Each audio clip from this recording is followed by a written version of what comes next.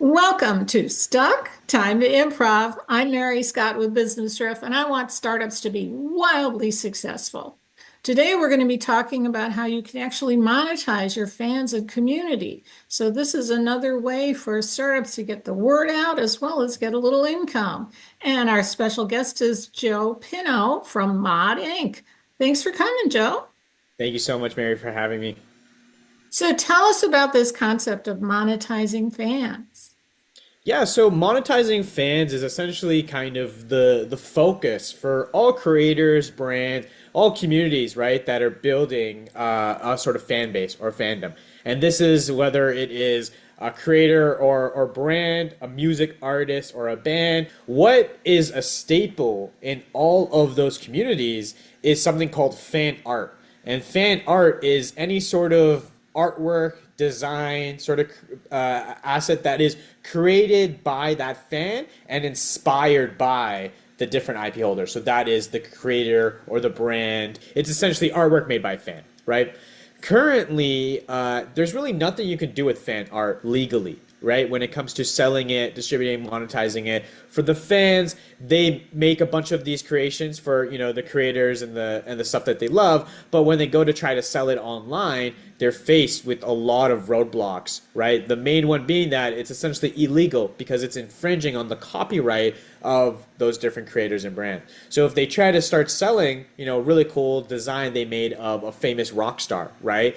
They put it on a t-shirt and they start selling it online. Eventually, someone on that rock star's team is going to see it and they're going to ask them to take it down. So, for fans, they don't really have an avenue to officially sell their fan art. And on the creator side, they're looking for ways to engage their fan base, to monetize their fan base, right? In a way that's meaningful, that's not just like a money grab. So what they could do, and that they're kind of missing the opportunity on currently, is that they could go to their fans and source those fan creations, right? And actually get them to submit the fan art for approval. And once it gets approved, now those fans can go out there and start selling, monetizing their fan art. And now that creator and that brand can also be monetizing with the fan art because they get involved in the process, because it's their creation, and they get a cut of the, ultimately the pie of the sales too, right? So this becomes a way to monetize and engage with the community at scale in a way that gives back to the community, right? In a way that they're not able to do anywhere else or with anyone else.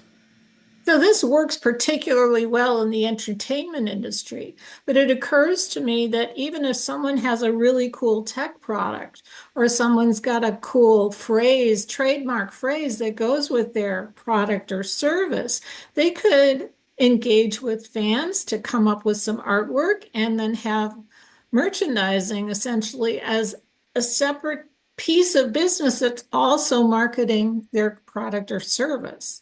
Exactly, and this is already being done in like the crypto space right now. The creator of that Shiba Inu token basically said, "Hey, if anyone wants to create or sell products of this, go ahead and do it." Right? So you saw a bunch of people start doing their own stores, start creating Shiba Inu like plushies, and T-shirts and all sorts of other accessories, and they were selling fairly well, right? And in this case, the creator said, "Hey, I give you full permission to do it," right? But in most cases, not a lot of brands are going to be that lenient, right? They want more control over how their IP is distributed and used. They want to mitigate the risk and the possible, impact on their brand, right? Image in the world. And the crypto space is already being done, but again, there's no formal licensing. There's no like platform or way for fans to directly, go to the creator and get permission, right? And there's no way to track everything and make sure everyone gets paid what they're owed, right?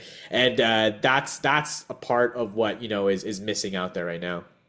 So it's really up to companies to ask their fans to come collaborate on these kinds of things. And it's very important as a startup that your logo, your trademark, your phrase is actually legally covered. So make sure you have the IP for those things, right?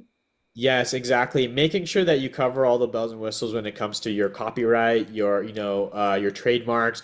To stop potential negative impacts, of fan creations out there in the world, or maybe competitors trying to do something, right, with your brand. This is a way to potentially, get your fans and your community involved, get them more engaged, grow the community and fan base as well too, right? And then you basically you grow with them, right? As you collaborate with them too. So this is a way to source creations, right? But what we're doing is creating a system that, it's not just fan art. We can also take in, if you want to source ideas from your community, right? And then you want to just have a way to just have those ideas submitted, right? And then some sort of formal agreement in place to use and execute on ideas, right? So there's a lot of ways to basically source fan creations and fan ideas and then get them approved and officially licensed to go to market with, right?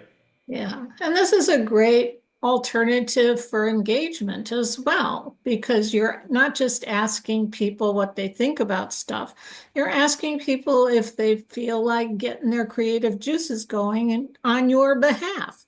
So that's something that can be a lot more fun than some of the kinds of engagement that is typically gone for. Absolutely. It's a huge, huge engagement into the community. It's an experience, right, that you bring to the community that they're now taking a part of, right? And what happens is that potential, fan designer, they've submitted a design. This is like maybe a week of them thinking about your brand, right? Thinking about your creator and then thinking of what the best design is going to be. Maybe they've talked to their friends and family about it or shown it off, right? And now, when they submit it, imagine that designer being told, "Hey, you've been accepted. You now are going to have your artwork showcased online, showcased to our community, sold as official merchandise." How special are they going to feel? And what you now do is you now champion that person, right? You can now showcase in the rest of the community, give an example of, how you are engaging and, working, collaborating with your community members. And now the rest of the community is going to see that and they're going to feel good being part of a community that, uplifts their members, right? And gives them these sort of opportunities, and a creator or brand that sees them, right? And sees them and hears them out and actually wants to get them involved too, right? So overall, it really brings the special feeling and experience to community members. And it grows the community because that fan designer, right? Say they are someone that has a bit of a social following themselves, right? Maybe they got a couple thousand followers on Instagram. Now, once that listing is released, they go and promote that to their community and to their network. And now you have this, these degrees of networks that you're promoting to, right? That potentially a friend of that designer is going to check out the listing that they've created this design with that, with that creator. Is going to be like, that's cool. Now they'll check the creator's Instagram, page. Now they'll check their website, they'll check their content, and now they become a part of the community as well too. Sure. Sometimes it's just a barter, but sometimes there's actual cash involved, right? So, what's a typical percentage that a company might take from using fan art for merchandising? Yeah, so generally, like for a fan designer, right, there's two routes, and it's really going to depend entirely on the creator and the brand, right, what they want to do. So generally, they'll either pay out up front, right? They'll have a monetary amount of like, say, like a couple $100 or more, depending on who it is, right, that they'll pay to the fan designer, and now they own that asset, that fan art, and they can go do what they want with it, right? Or there'll be the case where they offer a royalty rate, right? And on average, the royalty rates can generally be around 8 to up to 12%, right? On the sales of the product of products with that design. Now we're working with one brand right now called Brawl Ball. They're offering a 20% royalty for fan designers, and that's something they're kind of showcasing to say, hey, we're giving even more of a royalty, double the industry standard, right? We want more fan designers to get involved and collaborate with us, right? So it's really going to be up to the creator and the brand, but it's pretty lucrative for the fan designers because these guys have never had access to this sort of opportunity, right? And so now to be able to potentially make some additional earnings, right? Recurring revenue coming in through these royalties, as well as even just to get paid outright. And now you can say, hey, my design is being sold wherever, being showcased wherever, right? There's a lot of value to both sides for it. Right. Well, thank you so much, Joe Pinho from Mod Inc. This is really good information. We'll put some contacts for your information into the comments so people can get a hold of you for more exciting stuff about monetizing your fans and community. And I I'm Mary Scott with Business Surf. I want startups to be wildly successful. And one of the best ways you can accomplish that is book a call with me at businessriff.com and let's see how we can collaborate. And join us again next time for Stuck, Time to Improv.